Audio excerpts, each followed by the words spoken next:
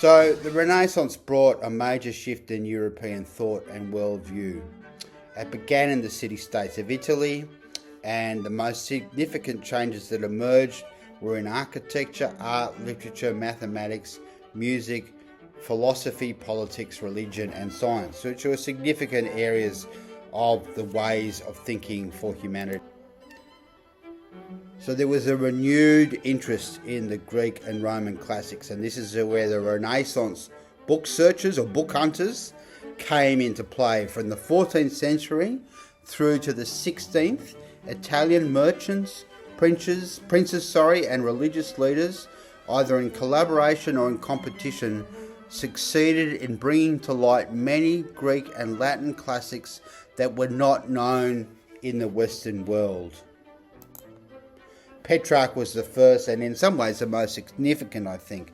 He was a great thinker and scholar, and he was one of the earliest Italian book collectors.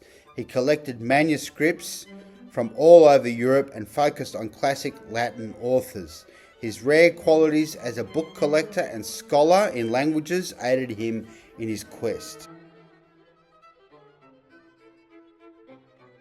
Boccaccio, who lived from 1313 to 1375, was a contemporary of Plutarch's, and he was also a very avid book hunter, and he unlocked the riches of the Library of Monte Cassino and took several major works of Tacitus, Apicius and Vario to Florence. Some said that he justified this later by talking about what a terrible state of neglect the books were in the library, with all sorts of decay and negligence, according to his account, almost as if there were animals and chickens running around the place. So another Renaissance scholar by the name of Poggio Bracciolini features in a book called The Swerve. It talks about how Bracciolini visited a remote German monastery and unearthed a book called On the Nature of Things by Lucretius, and this short video is about that. Renaissance scholar and Harvard professor Stephen Greenblatt has written what he calls a deceptively simple story.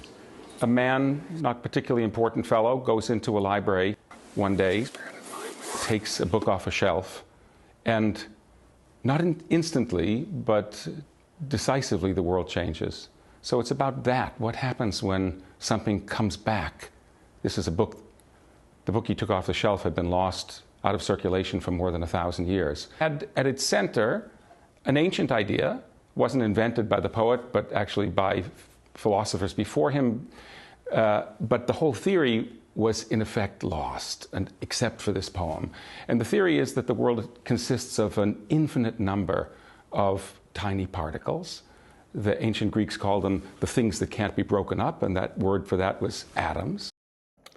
There are many university courses, particularly in Europe and the United States, that look at the study of ancient texts, and many good books as well. Thanks for watching. Bye-bye.